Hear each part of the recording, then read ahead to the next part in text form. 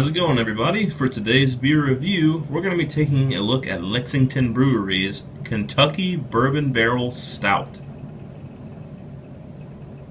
So this is going to be my second beer from this brewery. Now the first one I had was just their basic bourbon barrel ale, and I was not impressed, to say the least. It just tasted like it was a good beer, but there was no bourbon to be found in it. Interestingly enough, the labels on their beers look almost identical, and all of them are some kind of bourbon barrel something or another. I guess that's kind of their thing that they do. Unfortunately, I didn't taste very much bourbon in the last one, and so upon reading some reviews, I've seen some pretty mixed inputs about this beer. The general consensus says that it's strong on the stout flavors you'd expect, but that there's little to no bourbon taste in this also. So this is probably going to decide if I continue to buy more of their beers. Now, won't lie to you, I'm a total sucker for anything that has the word bourbon written on it for a beer, and their artwork is really nice. There's just something very entrancing about it, and I like it a lot. But hopefully this one delivers on the bourbon note. But anyway, to give you some information, this is their Kentucky Bourbon Barrel Stout. It says, stout brewed with coffee and aged in oak barrels with Haitian coffee. So that's kind of doubling up on the coffee there. It comes in at 8% ABV, which is decently high for the alcohol. You'll probably feel it after you drink a couple of them. Not any more information on the bottle here. This is one of my beers that I pulled out of the cellar. Got a date on there. It's only been aging for about 4 months now, so not long. The other three I'm going to leave in there to see if they get better with time. I'm going to take this lid off carefully because it's a different color from the other Lexington Brewery lid that I've got. And so I'm going to stick it next to it. Alright, cap's off. I'm going to be drinking it out of a snifter glass, my Duvel glass today. You guys really need to get one of these, by the way. They're awesome for assessing a beer. And this beer is actually not, it's just slightly chilled. It's not very cold. So I'm hoping it delivers because it probably has all the warming up that it needs to have for being a stout. But anyway, straight out, it pours a decently nice mahogany dark brown.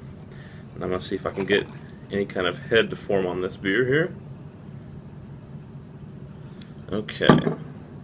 Pouring out of it, it seemed a little bit thin, not as thick and creamy as I would expect. Formed about a finger of a lightly tan, kind of creamy head, although the bubbles in it are quite large and popping rapidly, and it looks like it's probably going to subside entirely. Up into the light, you can see just the ever slightest touches of dark mahogany ruby on the edges. So it's not quite pitch black, but it's pretty close. Let's give it a smell now. Well, it's quite huge on the coffee. It's got lots of, and I would say like coffee beans and ground coffee, like very strong.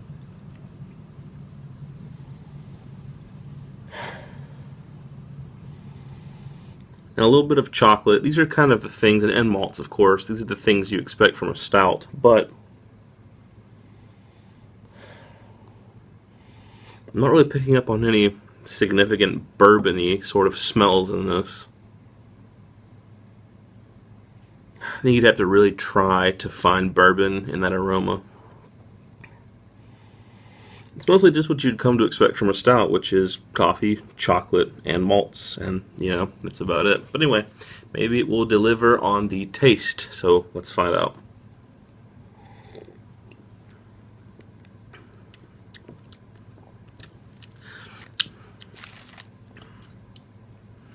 Not bad, but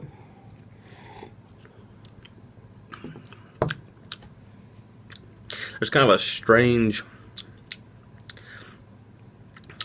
metallic taste at the very end of the development of the flavor. Up front, it's got a little bit of malt. It's very subdued. It's very thin too. And has a little bit of chocolate, a little bit of coffee. I'm not tasting anything like bourbon in this at all. No. Honestly, it just kind of tastes like your average, boring, run-of-the-mill stout. Nothing impressive, nothing very strong to make it be like an imperial or a Russian, or to give any kind of character. It's just a stout. That's pretty much it. I say take away all the claims of special oak aging, and especially take away calling this bourbon barrel. So as a standalone stout, like if you just kind of saw this on draft at a bar, it's not bad. I would give it like a, oh, I don't know, a 6.8, maybe a 7. But as claiming it to be a bourbon barrel aged stout, you expect it to have bourbon taste in it, and it doesn't at all that I can taste. So as far as a bourbon barrel stout goes, I mean, it gets like a 4 or a 3, because you might get just the slightest touch of bourbon in the aroma. In the taste, I'm just not getting it.